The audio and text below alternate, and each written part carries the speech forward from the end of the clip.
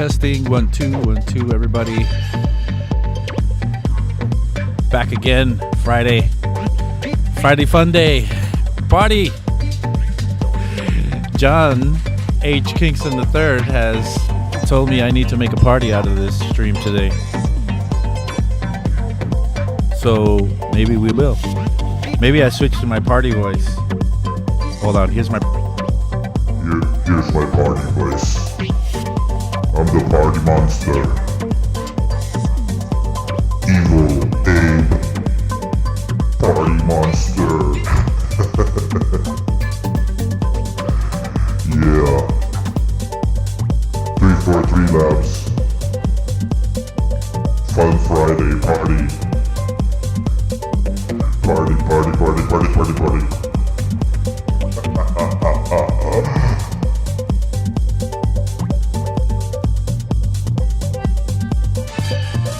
That's my party voice.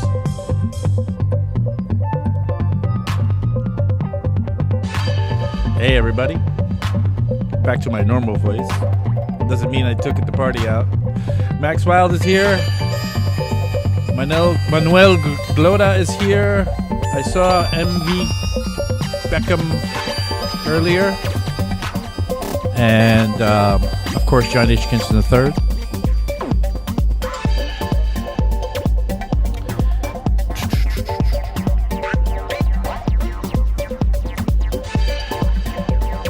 Getting ready to make this happen.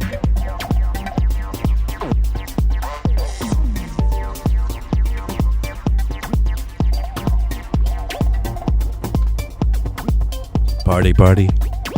Or should I say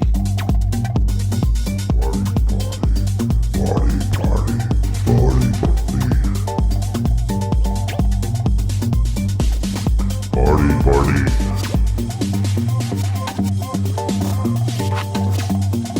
Alright. Just a couple more minutes, everybody. Couple more minutes and then we'll begin the party.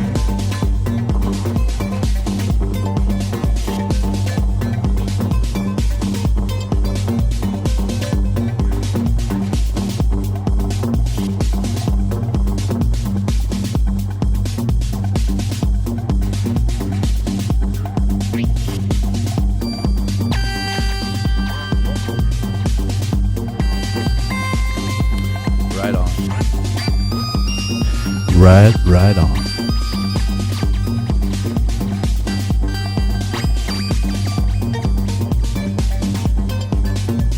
Oh, MB Beckon says no problem. Just want Abe Duque. I just wanted to let you guys know that since viewing y'all's streams, I've learned about more and wanted to recognize y'all for the hard work. Well, that's so sweet of you, man. Very nice.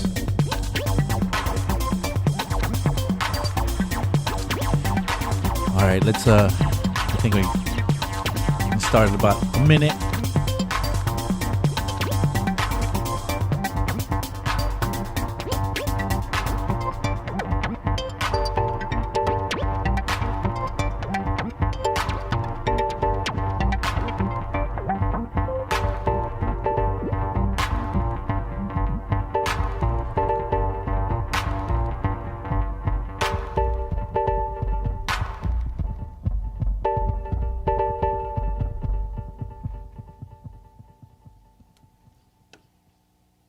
All right, let's do this.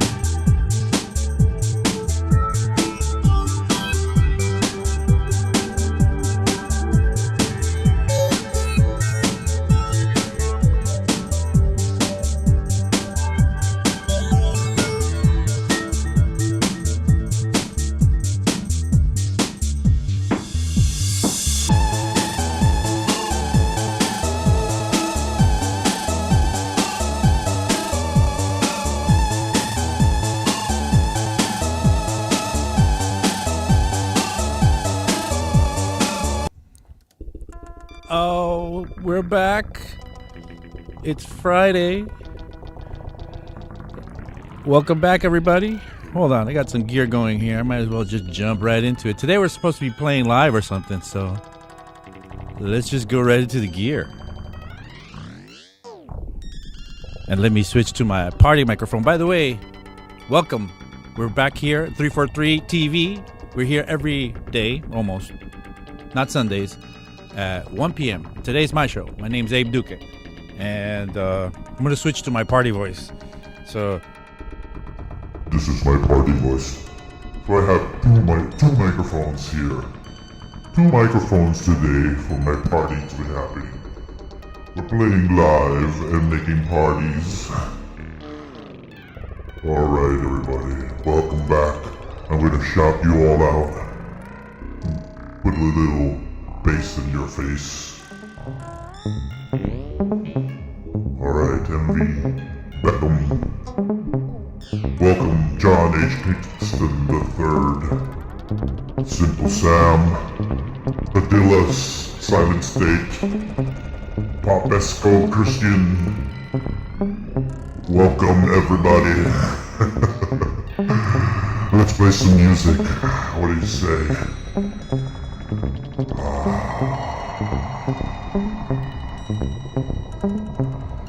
Let's do this.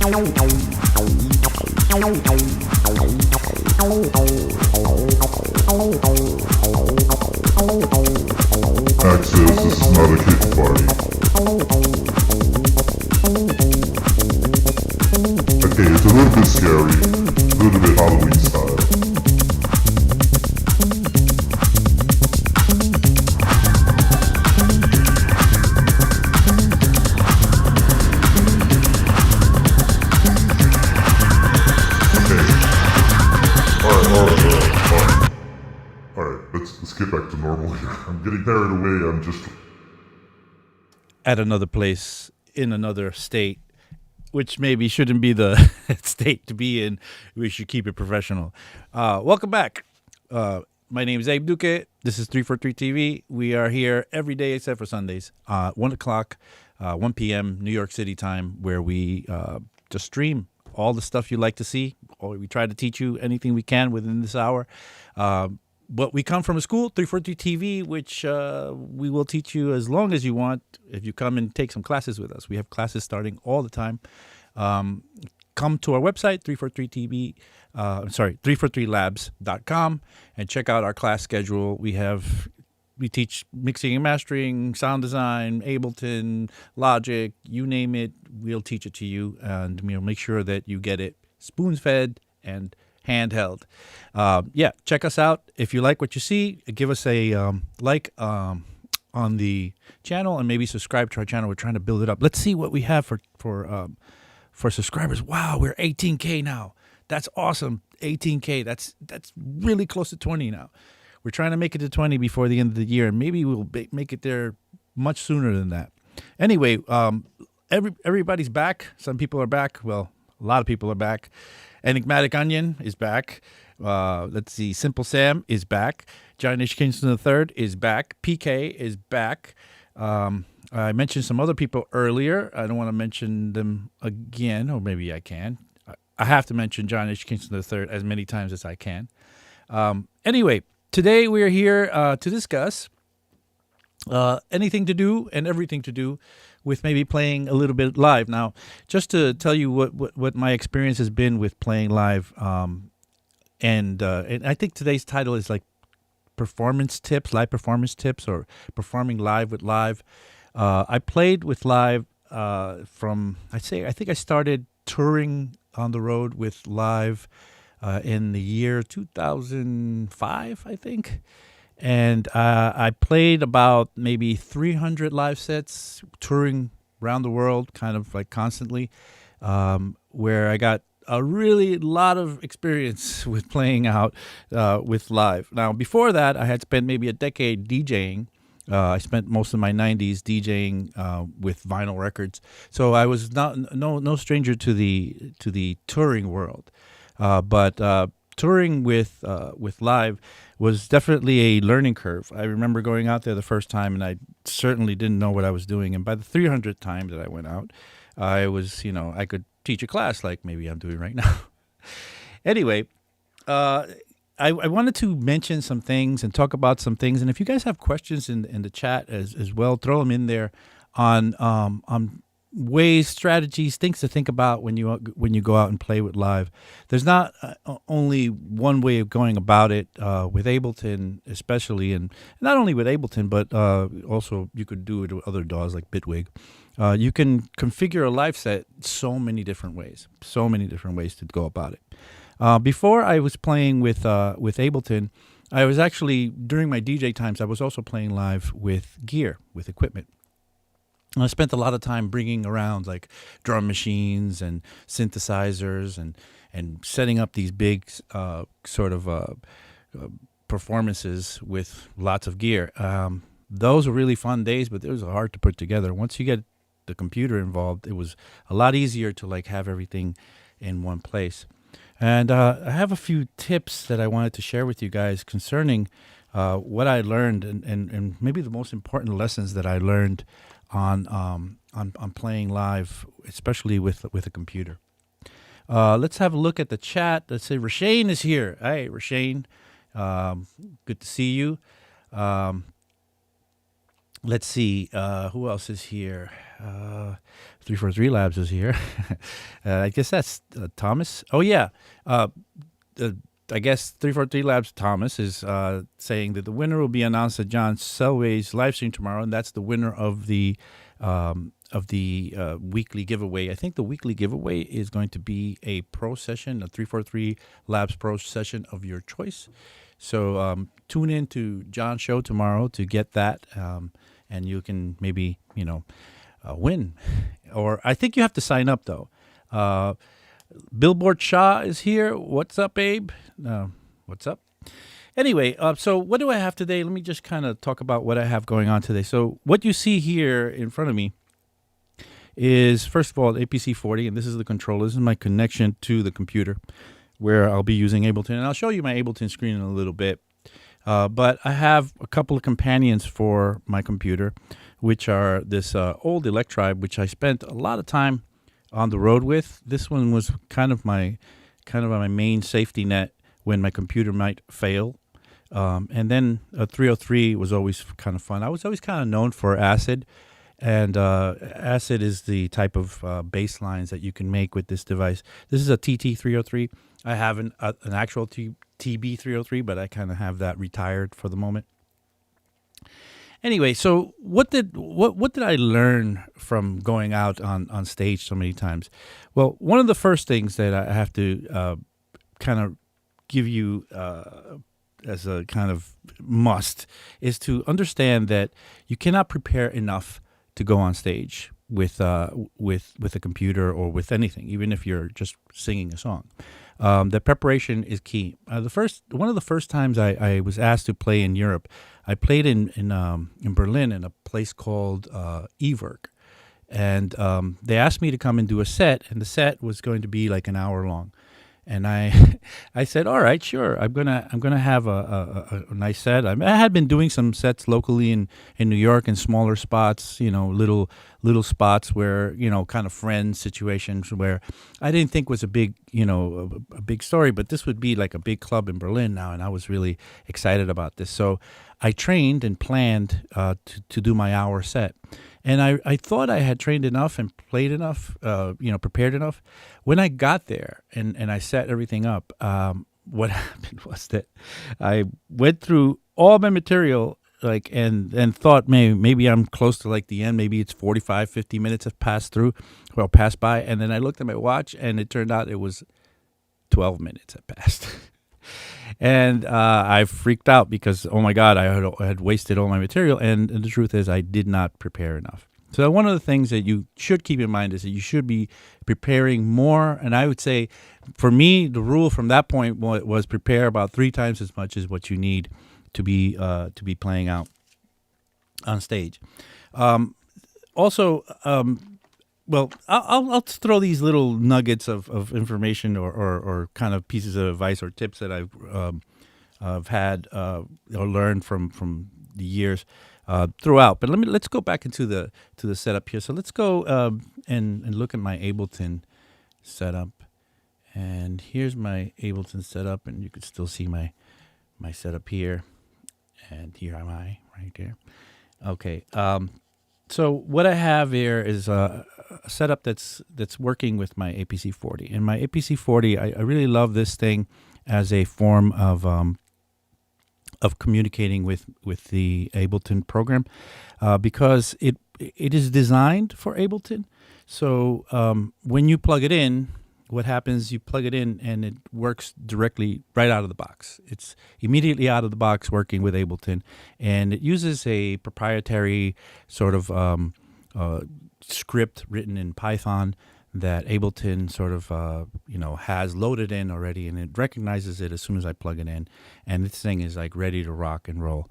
But when I use it this way, it is what you see is exactly what's going on there. But what I really love about this thing is that no matter what the control is and how it's been sort of designed to work with Ableton, the controls can be taken over, and I can make a customized sort of situation happen.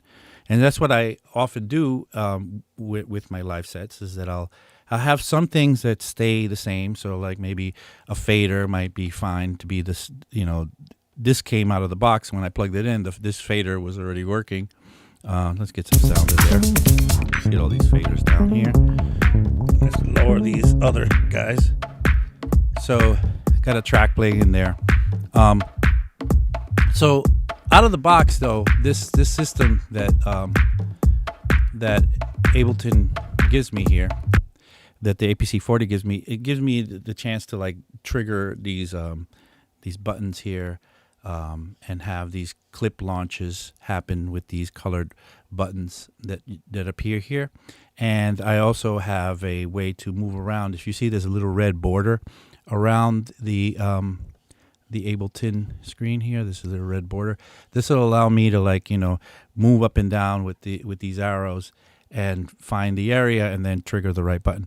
However, I'm going to show, and a lot of people know this. This is like not new. If you have a push, it's the same thing. And there's a lot of devices that you can buy that will have the same functionality, where you can like have that red border and like move it around and then trigger the clips with the pads that you have on there. But I'm going to show you another way of triggering tracks. So right now, I have it kind of in a hybrid way, and I set it up right before we started with a way that's, I find it to be like a secret that most people don't, it's not a secret, but most people don't know that you could map Ableton this way.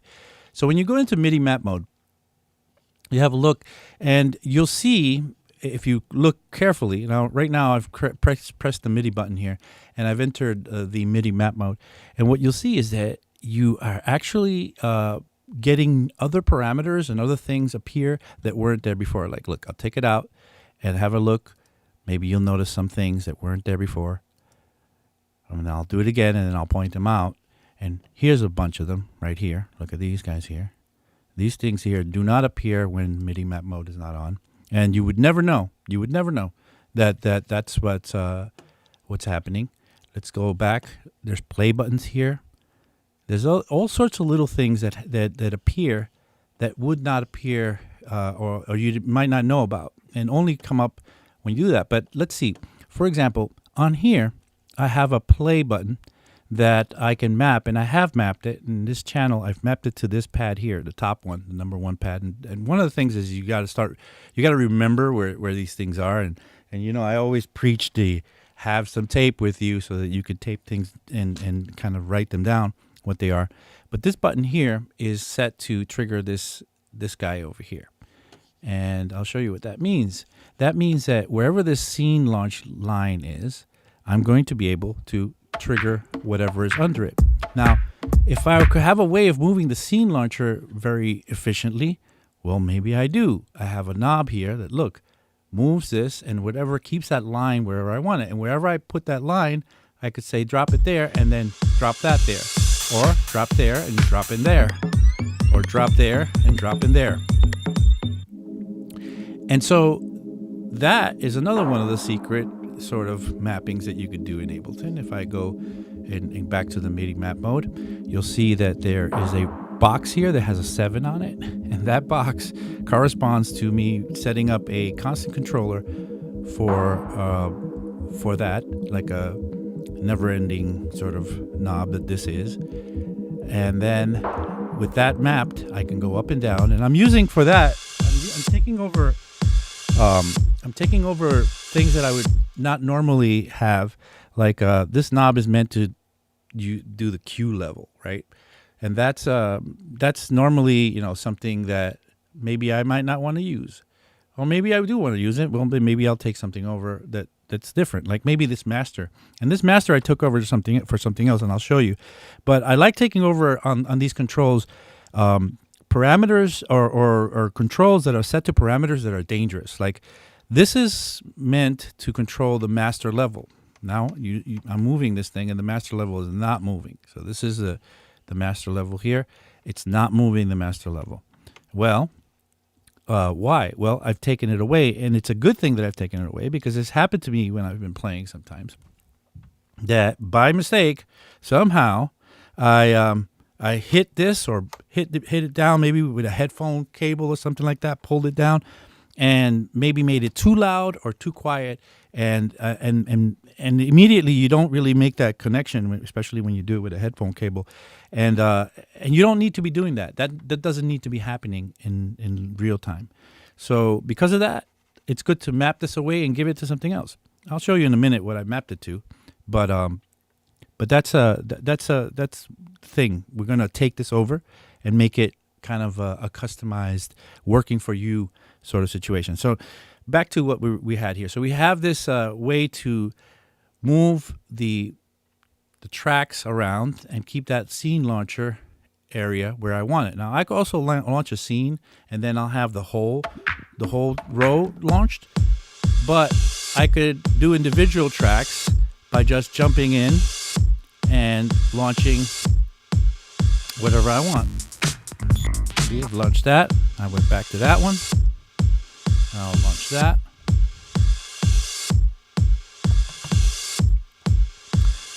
And this guy seems to want to be staying here for some reason. I think I have a little glitch on my APC40 that's just deciding that. Let's see what happens on another track. Let's try this track over here, and let's jump. And I've got it mapped the same way to the top. So that top one. Actually, these are loops. Let's try this one over here. See, these are working. This is good. So I got this one going. And then maybe I want to jump into that one. I could jump like that. And so on.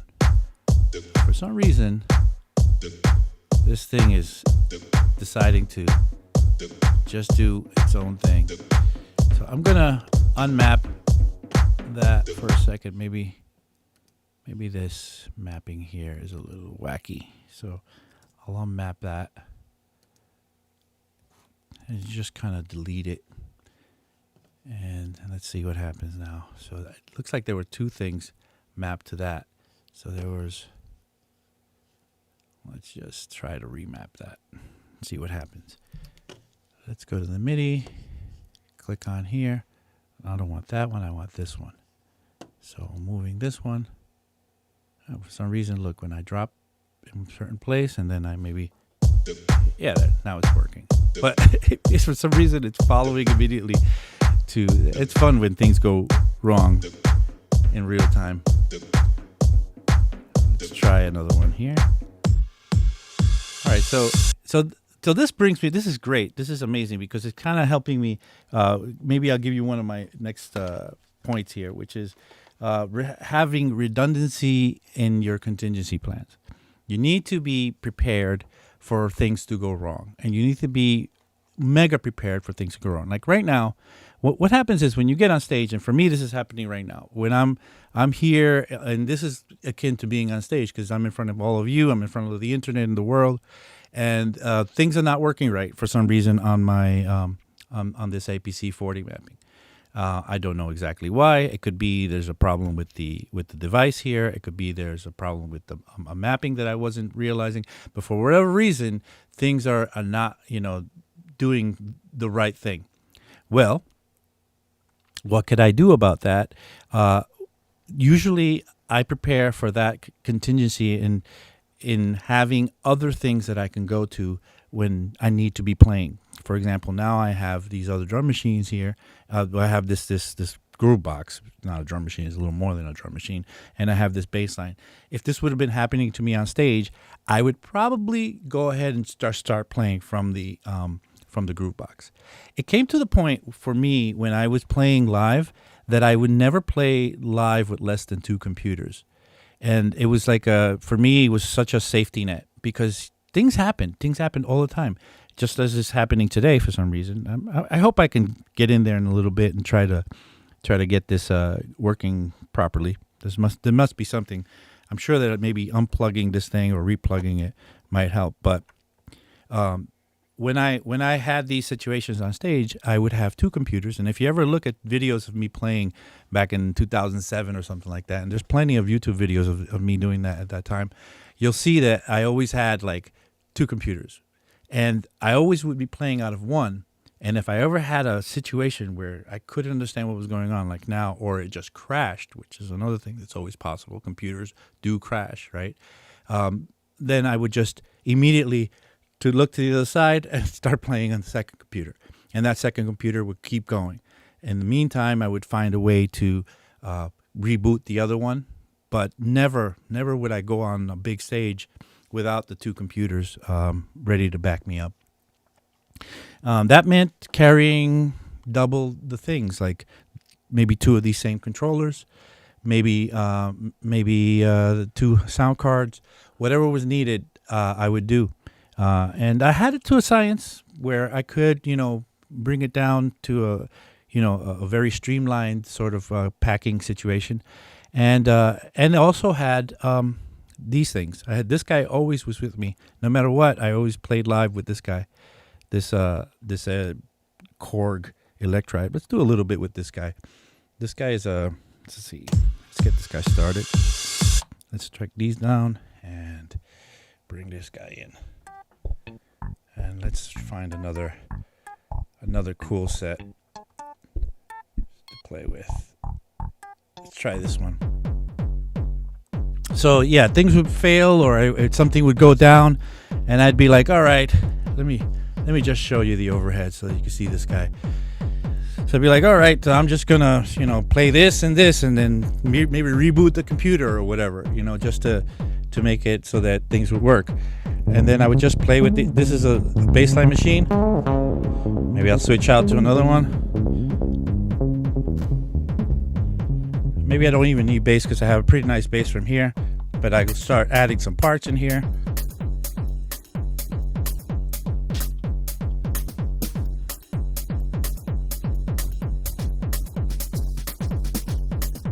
A little bit of jazz, I guess. And then when I wanted to, I could drop the drums and go into my bass.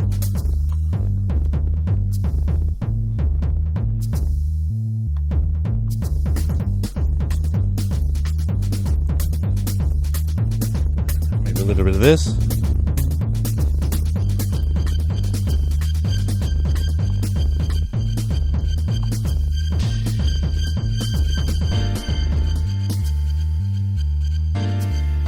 Oh, maybe I should switch to my party voice. Hold on. Okay, this is my part now. party. Problems with Ableton, but who cares? We're just doing this.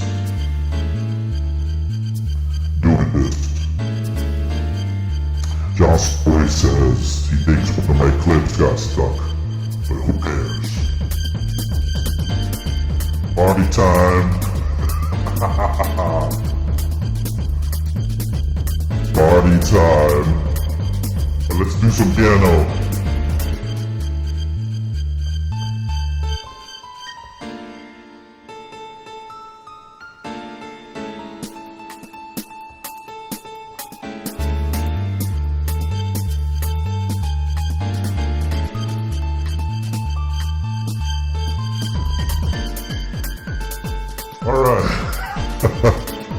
Alright, let's go back to some instruction here. Or maybe we take the mid break.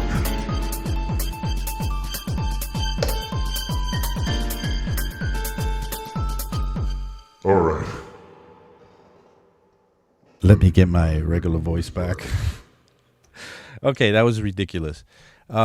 So let's see. Let's look at the chat and see what's going on. So John thinks that one of the clips got stuck, and it's true. The clip is going back into existence. And let's see if I can just play this again. Let's see if I have this. Take out this guy and get this guy back. See, it's restarting every time, and it's just asking itself to keep on going. I think this might just be maybe a remapping situation that needs to happen here. Let's see what I have here. I have the play button. I'm going to delete that play button mapping and see if that does anything for us. Let's try another button. Wow, and it keeps on jumping to the other one. That's insane. That is insane. It just decides that it will always play that one. Oh, maybe one more thing. Yeah, look. Check this out. There are mappings, and these are the secret mappings that we were talking about earlier, right?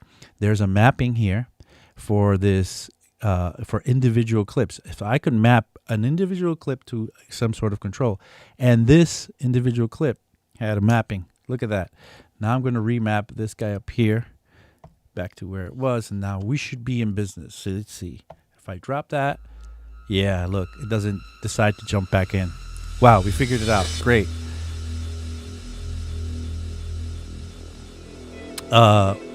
Right, let's switch back to the live screen because people didn't see what I did. So just to show you what happened. So once again, what happened was there was a clip. Let's pretend it was the Jesus clip that when I put it into Midi mapping mode, had a mapping to it. You can map in Ableton individual clips to individual keys, so that for clip launching, so that you can launch a clip with any at any time with that key or that button or whatever you map it to. And what happened was that there was a mapping to that, and for some reason that note was stuck. So every time I would throw it to something else, it would decide to jump back into this to that clip. So we fixed it, which is great. But now we delete that mapping. In there. It's a interesting way. Okay, yay, John Selway says. We fixed it. These mappings are so secret we can't even see them. Well, you can see them now. Okay, once again, let's look at the secret mappings. That's Simple Sam. So again, I put it in mini map mode, and you'll see these new little icons appear.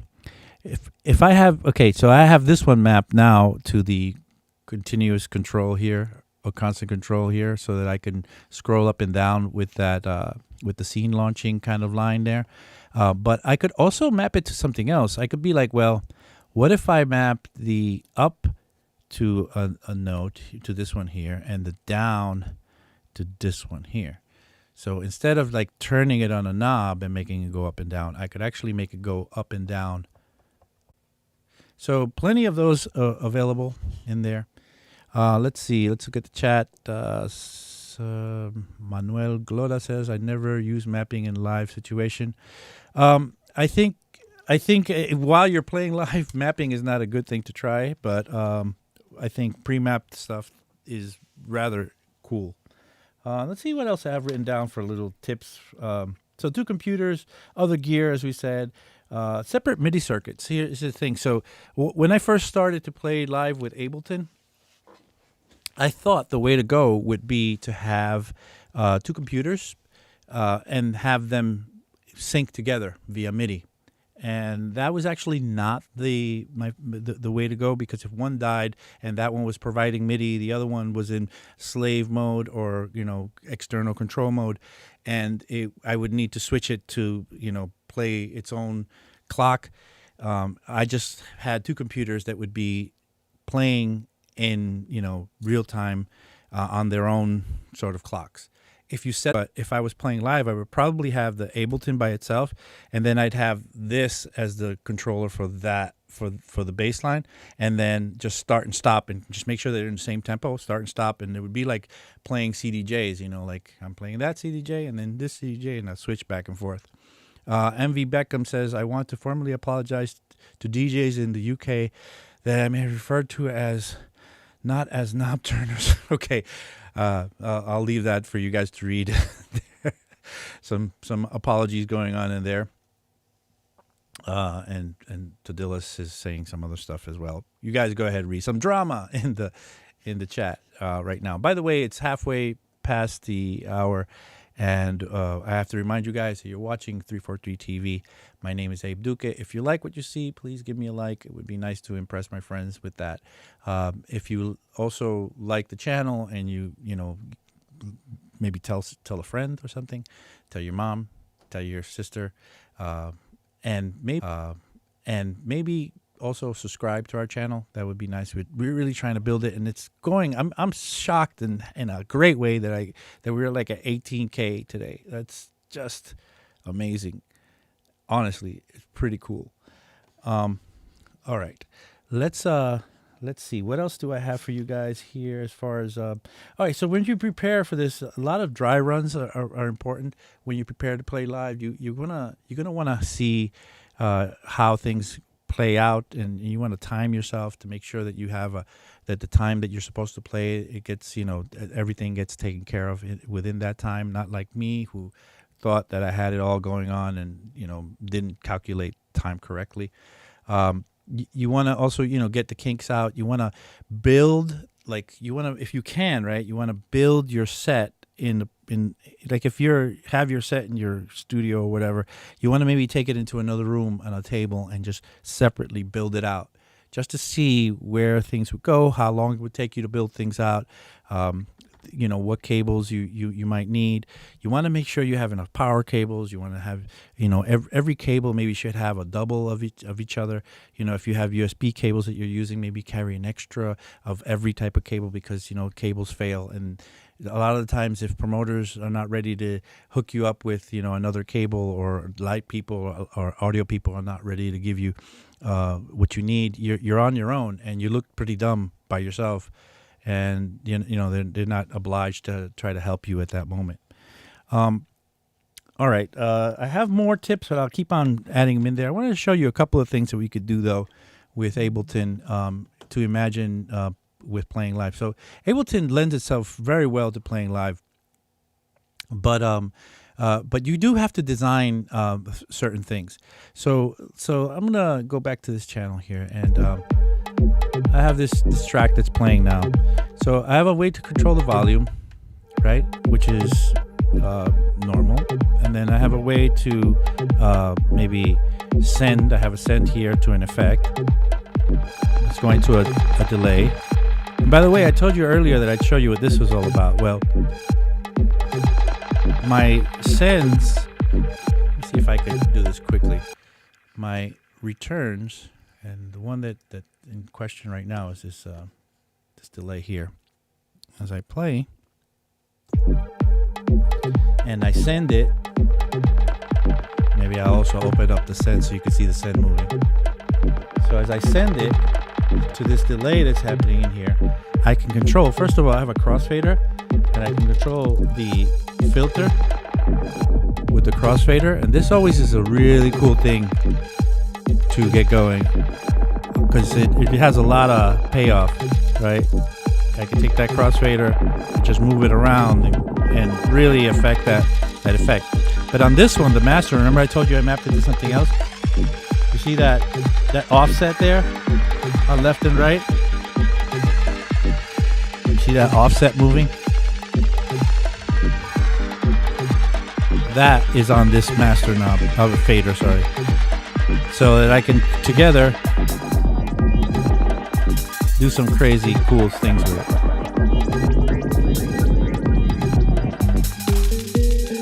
So you have to get crafty. You have to get crafty with the way you set this up. Let's try another thing. Let me show you another thing. I have in this one, I'm gonna take the send away, and I'm gonna close these return and send, so it simplifies everything on here. So now I'm playing here, and if I switch to user, there's a user one here. I got it kind of taped up here. You can't really see it. Take the tape out. Maybe you'll see that user one there. And now this, you see, is behaving like a filter. And I could actually switch between the low pass and a high pass filter. Well, how am I doing that? Well, let's go to the channel here and have a look. So I have this one rack that I built called filters with a Z, and I don't know, left, I don't know, I guess the channel on the left. And let's show you what's in there. So there's two filters in there. There's a low pass and a high pass filter. And what I've done is I've mapped the on-off switch on them both. And maybe if I show you my mapping in here, you'll see what's happening. So the on-off switch has been mapped to this macro, and device on the one over here on this first filter is set to minimum 64 and maximum 127, and the one on this one, on the second one, is set to the opposite of that. And what that makes it makes it so that when this is on this side, this one is on, and when this is on this side, this one's on. So I can switch between low pass and high pass filter by just triggering this button here. And then the macro one, you probably guess what that is. That's going to be controlling both high pass and low pass as I move this knob. But then when I switch, and let's play some sound. When I close the low pass and switch to a high pass, work the high pass or work the low pass, you decide.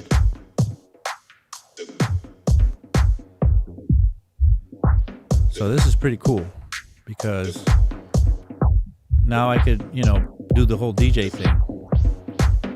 I suggest that when you do these filters for performance, that you add a bit of resonance in there because it makes it a little nicer, a little more swishy. In this case, the resonance in the EQ is referred to as Q for quality factor. But it's basically a little bump here at the cutoff, a little bit of amplitude at the cutoff. And it adds a little swishiness. So let me see if I can get that going. So if I play and I move that, you hear that sort of swishiness. And if I didn't have that Q set up like that, it'd be a lot more plainer. It still sounds swishy, but the more you have the Q in there, and you got to be careful if you do too much, then. But the more you have that emphasis at the cutoff will give you more of a dramatic filter. And you do want to have some drama. And, I used to teach DJ classes at Dubspot, and we used to always say that filters are a way to make drama happen on the dance floor. So a little more drama when you have a little bit of resonance on your cutoff there. Another thing which is cool that I learned only after some trial and error, which is that you see how I close the filter all the way. Now this is as far as I can go. Normally though, I should be able to close it so you wouldn't be able to hear anything.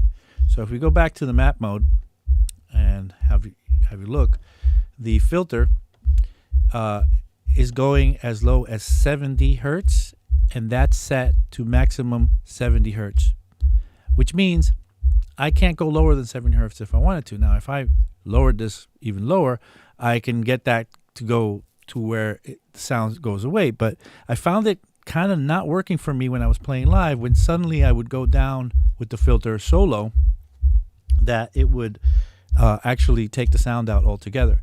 That it was most effective when I was able to just close this out so that it just get a little thump on the dance floor, boom, boom, boom, boom, and then reopen it back to full open.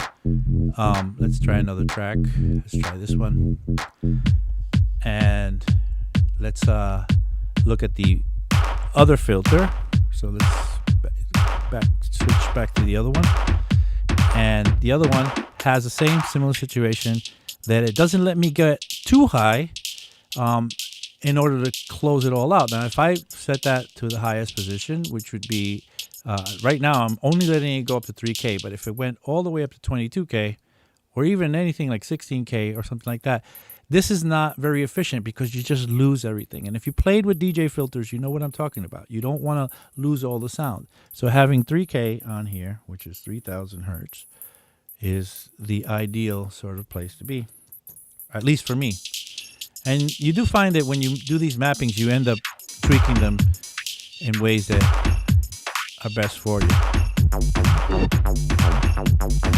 All right, let's have a look at the chat. I switch on the mapping mode accidentally. I switch keyboard, piano, and on and off. I guess Manuel is saying something. I don't know. Maybe I should. Yeah, Abe, thanks. Never found this secret mappings before. Yeah, these secret mappings, they're not that secret if you read the manual, but most people think they see everything they're meant to see on Ableton on the screen. Let's see. So thanks, Abe, for teaching me about mapping from hardware to DAW. Okay, yeah, you're welcome. I'm very happy to do that. Let's see what else I have written down here for my little tidbits. So always kind of plan and think about like what would happen if things just stopped working, you know, and that goes with all the other things that I've said. But let's go to another point. Recon the venue if you can.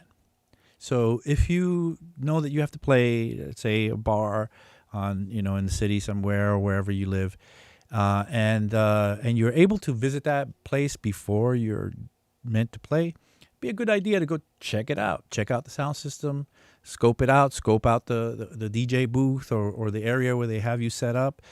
Check out you know what facilities they have, how good they are at doing it. Maybe it'll give you a little insight into what you might be running up against if things go wrong or if you need something. And it doesn't hurt to do that. And then, you know, let's talk about a tech writer. A tech writer is something that's really important to establish. A tech writer is a document that you provide to the promoter. Now, when you're like playing for your friend at their party and they're offering you a ham sandwich to come and play something, and you know it's not very official and it's just, you know, a fun thing, or it's a birthday party or whatever, you can't really expect to go overboard and provide them something like a tech writer. But as soon as you start doing anything that's anywhere near professional, a tech writer is a big deal. And a tech writer is a document that's going to have all the things that you need written on there, and they will have to sign off on the contract that they will, you know, follow your tech writer and give you all the things you need. Certain things on the tech writer could be like load-in time, like when am I going to be able to come into the venue and set up my stuff? Do I have to wait till the venue is open and things are going and then maybe set up while everybody's playing? Or do I have to, you know, can I come in earlier in that afternoon? Well, you know, the club isn't even open or the venue isn't even open.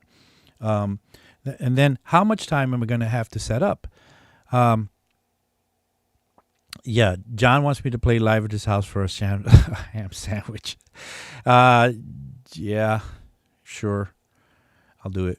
Just let me know when. Maybe for your new spot, John is going to move soon somewhere, and maybe he's going to need a housewarming party. I'll come in. Yeah, I'll play for maybe something more than a ham sandwich, though. John makes good food. Anyway, so not only load-in time, but also setup time. How much time will you have to set up? And, just, an hour is kind of typical where they say, okay, come in and, get your stuff set up before time. And then something called Soundcheck. Soundcheck is, well, let's test out how this is working on this sound system. Maybe you'll get to play your set on there. Well, maybe not. That's annoying. I've seen plenty of sound checks where the artist will take the whole sound check and play throughout most of their set. That's kind of like a newbie thing. Most established artists, they'll just check the major points to see if everything's working. Is my mic doing the right thing? Is there feedback happening if you're using a mic? Is there does the bass sound correct? You walk around the room and check that. You check that the system is not distorting. That just all these little kinks that could be in the that could be happening. You wanna make sure you get that done during the sound check. And that sound check is again, this is if it's an official gig. Sometimes if it's for my friend John and a ham sandwich, I might not get a sound check, and I might be okay with it. The other thing to think about is one thing about sound checks that I started to realize later is that I stopped asking for them. I started getting so good at like setting up my set in real time that I would just say, you know what, why do I have to go all the way down to that venue and set it up? I would be touring and very tired from the night before. So what I would do is like I'd rest a little more and then show up maybe 3 hours or 2 hours before I was supposed to play where the party was going, and then slowly set up my set and test everything in the headphones. And my rationale for that and skipping a sound check was that I often found that when you played sound in a venue that had nobody in it, the sound would be totally different when you actually started to play when it was full. So when it filled up, the amount of people in there changed the acoustics completely. And all the preparation you did, like by calibrating your bass and calibrating your highs and whatever in real time, will have, not really meant that much because, hey, it changed completely. John says line check rather than full sound check is typical for a lot of electronic live acts. Yeah, that's true because they've figured that out. But some people still require that. I think the ones that require it the most are the people that use microphones because they want to just make sure that that part is working right and that feedback is maybe not happening on stage. You got to just make sure that that's being addressed. Also, you got to make sure that if you're talking about writers, right, you got to make sure that you're going to have your dimensions for your setup location set up and clear. You would say, hey, I need a 1 meter square, right, to play. I need 1 meter square because that's how much I need to set up. And if you don't have that in writing, sometimes they'll give you 0.5 meter square. And then you're like, where am I going to set up? Or even less. I've had situations where it's been a nightmare. I've had to set up things upside down on this shelf over here and somehow get to playing. But it is very nice to just make sure that you understand that they understand what it is that you need and that you have it in writing and you have it in the contract.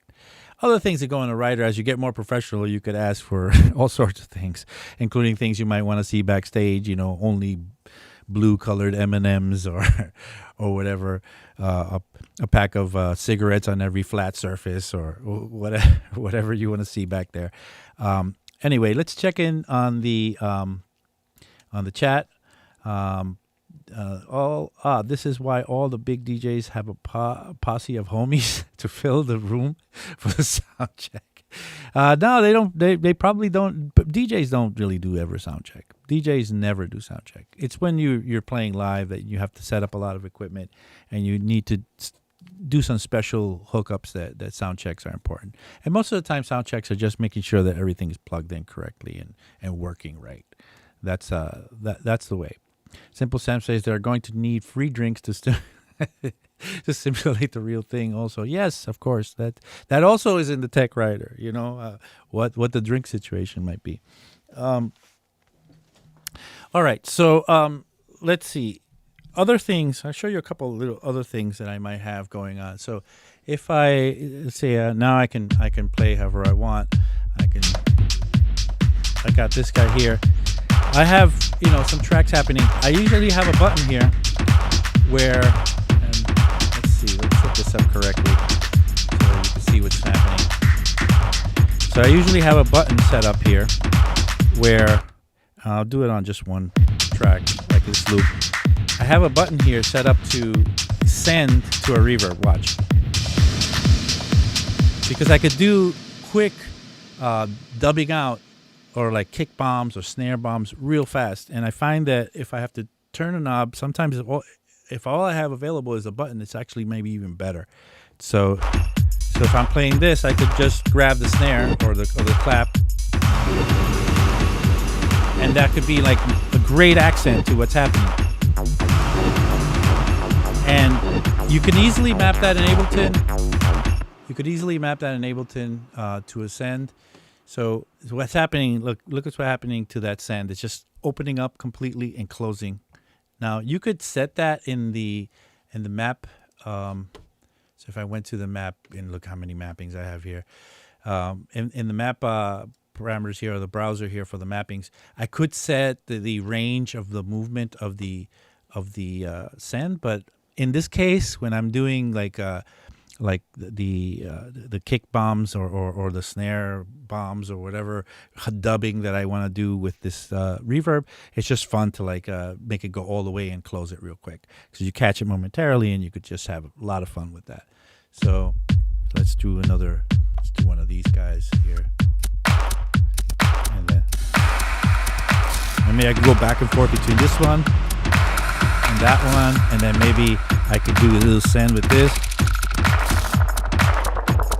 And remember what I mapped this one to earlier?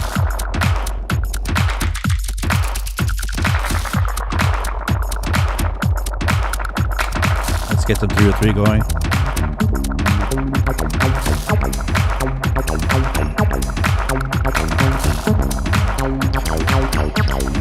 Switch out to another one of these over here.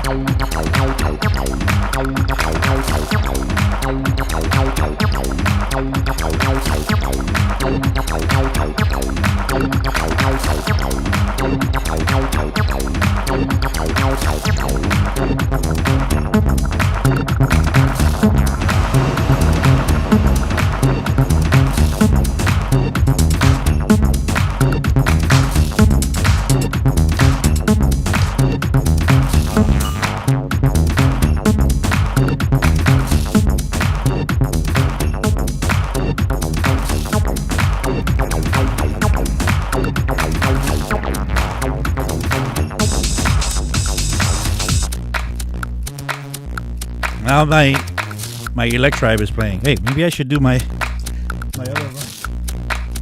Let's do this one instead. Now, I feel like the devil.